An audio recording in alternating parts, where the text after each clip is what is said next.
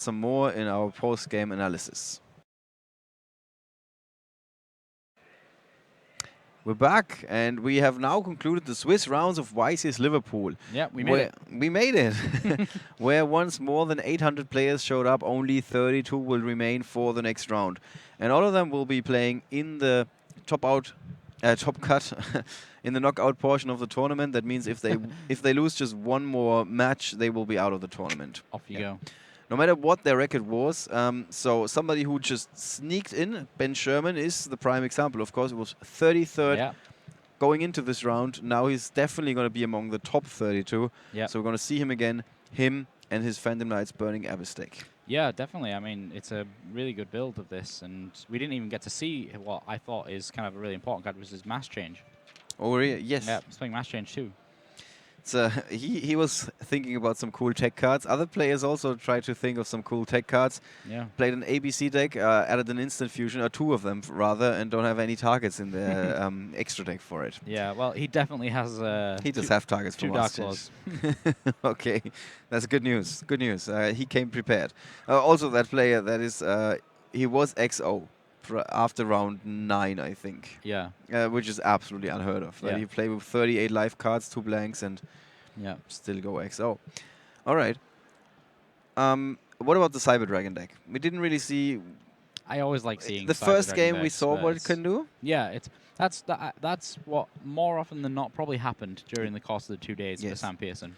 And a big reason for playing this deck, of course, is the way that the metagame has shapen up.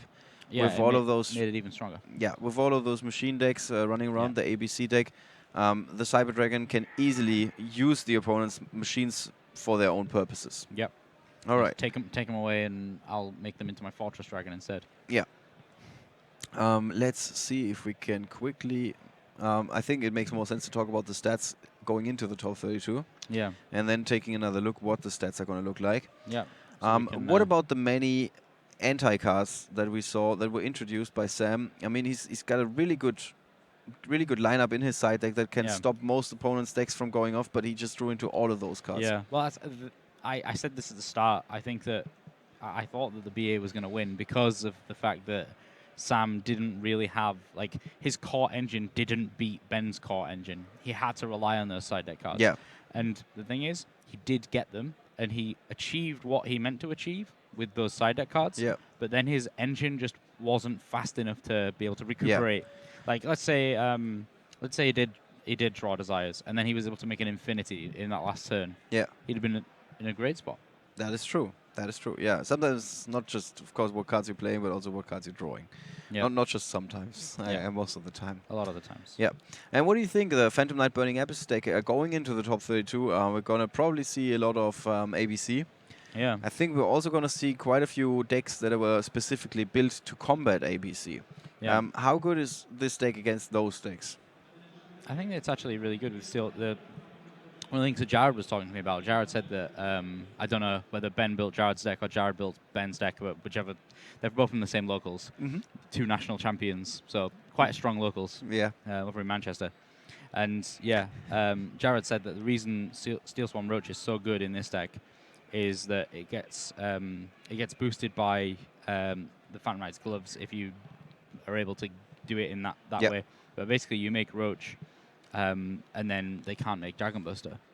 Right. That's pretty good. Yeah, and if you've got that as well as a Dark Claw, I can imagine that's just awful. Devastating. To play around. Yeah. All right.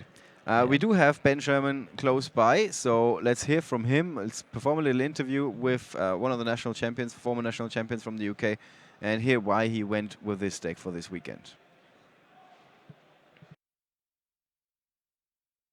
Okay.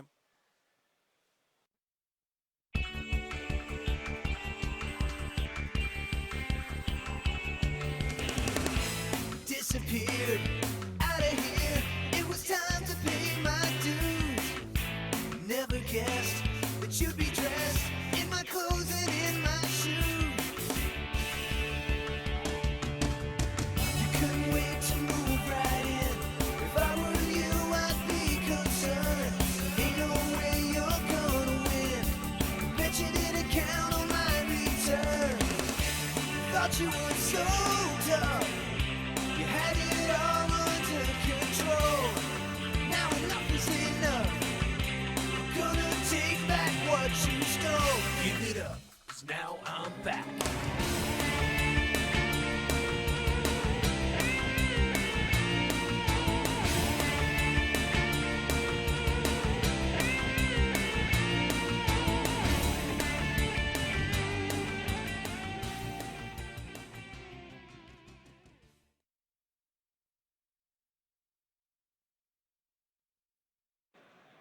And we're back with Ben Sherman, who just won the last round of Swiss and who's going to be in the top 32 of YCS Liverpool 2016. Congratulations. Thank you.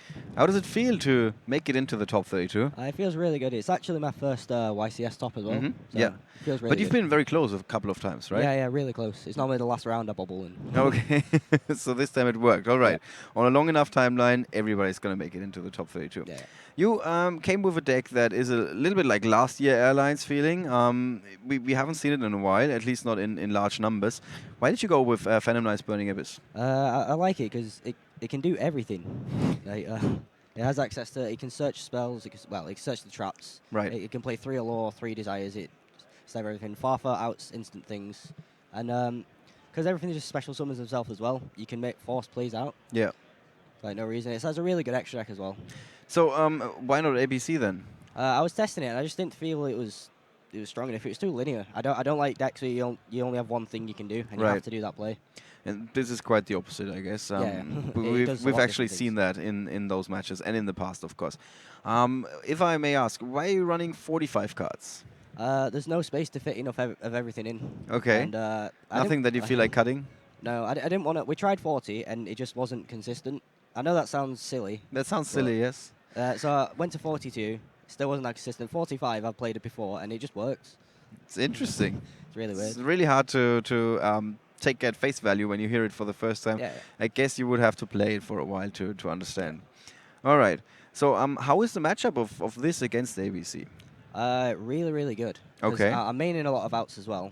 Like I'm maining the Ghost Reaper and Winter Cherries. Mhm. So obviously hit the Buster. The Maxi is good. I play 3 copies of Mash Change too. So if you go second, they make Buster.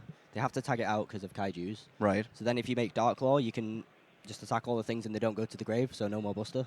Okay. Yeah. So, Good. Good. It sounds like you've tried this before and it worked quite well. Yeah, a lot of hours into testing. Okay. Now we did actually look quickly at your player match history in this tournament. You did play against a couple of ABC decks, but not that many. Yeah, I only played against 3. Yeah. So definitely not that many. Yeah. Yeah. Actually, I heard some players this morning who were undefeated yesterday. They went 7-0 or something. And then in round 8, somebody sat down in front of across from them, and they're like, "Oh, I heard you playing ABC. That's cool. It's the first time I'm playing against ABC." And Yeah. the ABC player was just like, how is this possible? How is somebody like me 7-0 and he's never played against ABC? Seems like the format is kind of wide open. There's a lot Yeah. of room for innovation. I really like formats where there's so much options you can play. There's not one deck that is the top deck. Yeah. I've always liked it where there's just so many different decks you can play, so you have to think about everything. Right. And there's no perfect side cards against one deck, or you Well, side for this deck. What Or was the craziest deck that you've seen this weekend? I played against Agent Artifacts round 2. I mean, I lost round 1, so it literally was the bottom table. But Okay. But still, yeah. Who knows? You might have won a few games. yeah, All right. What about your side deck? We've seen it putting in some work in that second game when definitely. Vanity's Fiend hit the table. And Luke gave you lots and lots of credit for not setting both Solemn Strikes. You were Yeah. kind of expecting the Twin Twister, I guess. yeah. Yeah. So you kind of took it slow, only setting one of the two. And then how did you feel? Because it didn't look like the greatest opening ever, but it also didn't look all too shabby because of that Vanity's Fiend. Yeah, the Vanity's Fiend puts in so much work. If they don't have the answer for it, then it doesn't matter if you go -2 to make it, because Mhm. it just sits there, attack. You're just going to draw cards every turn. Right. You just get more cards. And how odd is it playing some other cards that usually you use for their effects and all of their effects don't trigger, like a tour guide that is just there as a beat stick? yeah, I'll hit for 1,000 with Tour Guide. Yeah, of course, if it wins the game. Yeah. Yeah, why not? All right, is there anything other side deck cards that you want to highlight that put in some work for you this weekend? Karma Cut is the second best side deck card behind the Vanity's Fiend. Okay. It's really good. My theory was against ABC, I sided in going second Mhm. because they make the Buster, they do the plays, they have to tag out. And then, so their turn, they have the field spell, 3 monsters, 1 here. They'll special summon, and then they'll have Thor, they'll look up another, overlay, and then into a Diamond Direwolf or something similar. Right. Target your back row, you can chain the Karma Cut, hit, say, the C there, and then all the C's from the grave. So then they can't make Buster anymore. and Okay. That's pretty good. Against Mirror Match, it just outs problems as well. It's definitely an interesting approach, interesting theory, and I guess it worked at least once. Yeah, it's worked a lot. It's been Okay. amazing. Been really good. Okay, cool. That's good tech. I haven't seen that very often in the other decks. Yeah. All right. Going into this weekend, what was your expectation? 10 rounds of ABC. And you thought that you would do well? Yeah. Well enough to make day 2? Yeah. And make the top 32? I was feeling really confident against ABC. Okay. So you thought this is the deck for the weekend? Yeah. And it turned out to be. I mean, what's different now in the top 32? Of course, there are going to be a couple of ABC players, and by a couple, I mean maybe 50% of the field. Yeah. What are the odds that you're going to keep on going, in your opinion? I think pretty good. We built the deck as well in mind with, like, if we can make it to top 32, then it's just gonna crush. That's the idea of the deck. All right. It's not going to be the most consistent. Obviously, I'm playing 45 cards. But Yeah. Once it makes it to top 32, it has so much power. And I'm actually got more stuff in my extra deck. Like I'm playing Steel Swarm Roach as my only level 4 for the rank 4 for the Phantom Knight Breaksword. Right. When it comes back, because against Blue Eyes and ABC, if you have the Fog Blade, which you normally do, you can stop the rank 4, and then they cannot make the Buster. Yeah. You just negate it. Luke talked about that card a little bit. Credit to Jared Stone for that. Gotta give him. Yeah, you two seem to be good friends. Yeah, really good friends. We've helped each other out a lot. So. Okay. He didn't do so well this weekend. No, he. I think he went 3-3 and then he dropped or something. Yeah, like he was that. playing Light Swarms. Light Swan, yeah. And we've said itself, the deck is it is luck based, but if you have good luck, you'll just smash it. Yeah, but you went with something different, and in the end, it turned out to be the better choice. Yep. Are you gonna give him crap for that at the No, next no, no. locals? It's No. all good. It's all good. All right, excellent. Well, thank you so much, Ben. Yeah. Good of luck, best of luck in the top 32. Yeah. And I hope we're gonna see you again, maybe in the semifinals or in the Hope- finals or something. Hopefully, yeah. All right. With that, guys, we're going to be back after a little break with, of course, the top 32. It's going to take a little bit of time to assemble those 32 players because after the last round of Swiss, of course, the scorekeeper is going to print out the final standings, and then every player has a chance to review those final standings. And if something has been messed up, like a result entry slip has been entered incorrectly, something like that, they get some time to correct this. So for that reason, we have a little bit of a little bit longer break. That's like an extra 5 minutes or 10 minutes. And then once that is finalized, we got the top 32 pairings, and then we can continue. If there is one particular player that you absolutely want to see on the feature match, because you know that he's in the top 32 and he's from your locals or playing the most creative of decks, let us know. We will try and read your comments and then present the feature match with him. That's it for now. We're going to be back after the break from YCS Liverpool 2016.